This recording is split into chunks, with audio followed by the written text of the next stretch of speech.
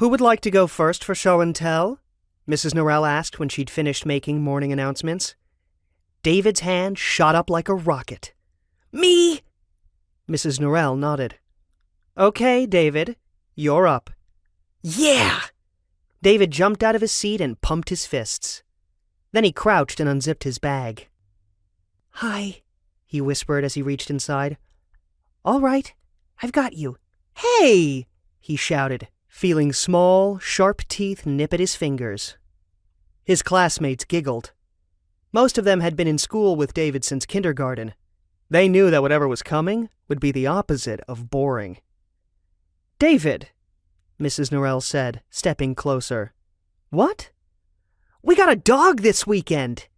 David straightened, holding his squirming puppy high. His name's Bandit. He's a Dachshund, a wiener dog, and... Bandit launched himself into the air, twisting and flipping like an acrobat.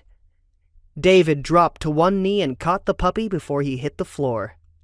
In the last row, Owen started a round of applause. David stood and took a bow, and then grinned at his best friend. Owen always had his back. Mrs. Norrell didn't seem impressed. David, I don't think it's a good idea for Bandit to be here. Are you kidding? David looked at the excited puppy. He loves it! Still, it might not be safe, Mrs. Norrell said. Do you know how old he is? 8 weeks. He's so young. He needs to settle in with your family before he visits a busy place like this school.